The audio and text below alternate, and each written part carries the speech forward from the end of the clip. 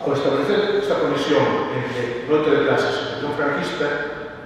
o libro discrepa, o libro que escribe, evidentemente, discrepa de quen opina que a reflexión se estendeu con igual intensidade por todas as capas da sociedade. Desde o punto de vista do mundo do mar, a xustiza de clase posterior ao golpe militar, a xustiza de clase definida por un espúreo asuste de contas promovido por a inmensa maioría dos grandes armadores e fabricantes de conserva, salvo partidarios dos soldados, e un asuste de contas aplicado colaborado entre os paseos, sacas e de fugas, ou mediante consellos de guerras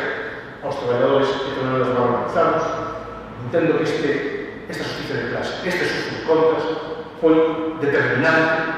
de maneira que non explique todo o prosento fenómeno represivo.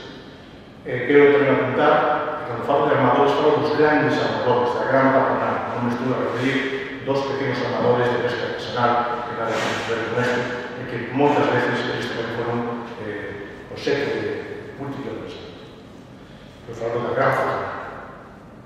Na patronal,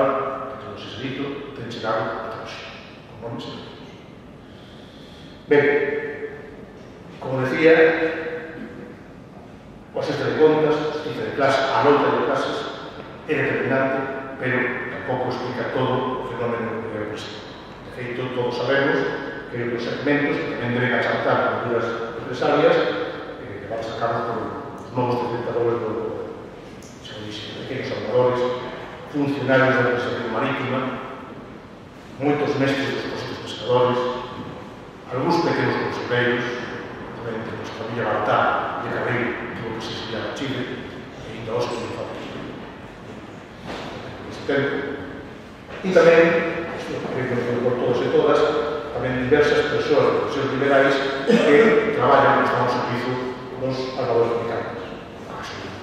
O lugar da facultade, o dibujante Federico Rivas, que lle fai,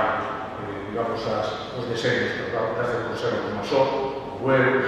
ou o arquitecto Gómez Román, que, entre outras cousas, pues, de feito, a fábrica de Alfaceme, que, se ninguén non me den un día destos, pues, haberemos tirada e o seu espazo, pues,